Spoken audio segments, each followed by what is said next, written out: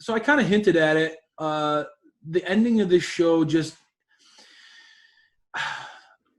it didn't do much for me, man. And I felt like I said, maybe it's because I was coming off such a natural high on seeing Pac again on Right. TV, but I just it did not. It felt like it was just on a downward trend after that. The Cody and the Gunn Club, the new members of the Nightmare family, going against the Dark Order, it just didn't. It didn't hit the notes for me. I know that I tend to be hard on the Dark Order in general. I'm coming around based on their comedy work and all the stuff they're doing on BTE, Right. but I just didn't understand this match very much. What's your take on it? Can you help me see the light, or are you on the same page? I even from the booking that they announced last night, or last week's episode, I was very confused by that. And I guess it helped on social media where they were like, "Oh, new members of the Nightmare family" and all that stuff. But honestly, the match itself for me was a delete, Yeah, and it was kind of not necessarily main event worthy. I agree. It would have been main event worthy if there was more of a climactic finish with a surprise at the end. Cody's promo at the end was great. He always He delivers was, on the mic. yes, he's amazing on the mic. He's so good on the mic. So I good on the agree with mic, you. and his intensity was great. And he did its job after the match of building the match, building Darby Allin up. And before that, we saw, the Darby Allin promo, and he has been delivering consistently excellent promos.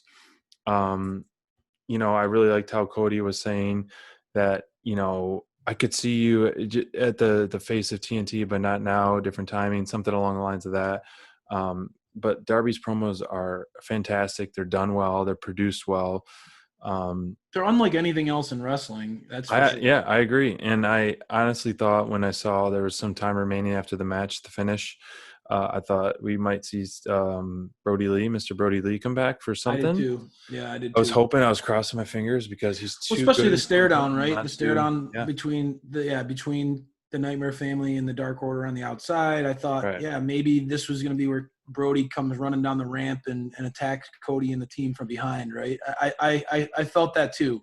I know what you were talking about. I don't understand them putting over Austin. I know the That Gun was Club my. have been pretty solid on Dark, Mhm. but I don't understand them putting them over. I think Cody should have took the pin for sure. Took the win there. Yeah, John Silver to me is always very entertaining on TV he or is. BTE. Yep. I've consistently every week I tweet him out and tell him that he is the MVP of BTE by far. Yep. He's always entertaining, and his expressions and his excitement and his energy level is like nothing else, and needed and fun.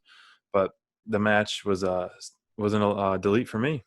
I'm with you. I was disappointed. I didn't, going into the match, it didn't really make sense for me. It kind of came out of nowhere. And personally, for this to be the main event of the show, the go-home show before your biggest pay-per-view in months, with such a stacked card on the 7th, I just don't understand what the thought process of this was, right? I don't get it. Having Austin Gunn get a pin over Preston Vance, what does that do going into – I mean, honestly, right? Neither one of these guys are on the show.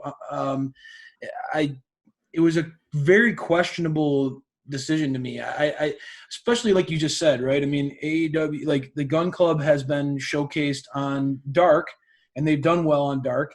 But for most fans seeing them on TV, your interaction with them has been seeing them as basically cheerleaders in the stands, right? They've Good been point. fans. They've been fans more than they've been talent That's a good in the point. ring, Right. right? And for this to be the last moment and the last match before we go into such a huge pay-per-view and all the possibilities that AEW could have booked, right? You think about the matches that we have in store for us, Sammy and Matt Hardy, the FTR and the Young Bucks, MJF and Jericho. I mean, we could go on and on and on. Yeah. For the Gun Club and Austin Gunn in particular to get that kind of shine at the end and Yeah. go over somebody, and really no real feud to speak of. It just didn't make any sense to me.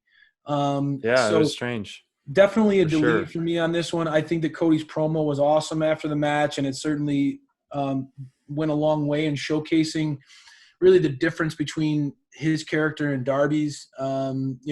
Cody kind of being the chosen one, the prince of pro wrestling, as he's calling himself these days, and Darby sort of being that. And obviously too, Cody can just on Twitter can announce, he can announce whoever he wants into the Nightmare family. He employs all these guys anyway, right? So he's surrounded by people that are there to support him and back him up and all this stuff, right? I mean, he's got Arn Anderson, his wife. He's got everybody under the sun by his side, and Darby's up there in the stands by himself, fighting off Team Taz, who wants to take him out, and trying to make a name for himself and get over the hump and beat Cody.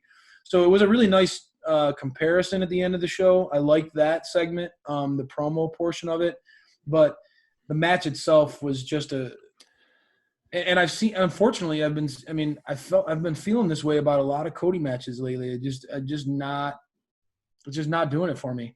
I think the placement, like we talked about, the placement of the match, if this was a start of the second hour, I would have been okay with it. I would have been more okay with it. Even if you would have flipped this with the MJF, Wardlow, Ortiz, Sammy match, right? You start the show off with this one, and then you end the show with that, or you finish the show off with Young Bucks and Private Party, right? You have a beatdown that's after that. You could end the show with, Kenny Omega and Hangman Page making the save, and then that stare down that Kenny and Hangman had after that. That would have made a great segue. That would have been an awesome way to fade to black. Even the face-to-face could have been the ending. Right. It just didn't make a lot of sense. Right.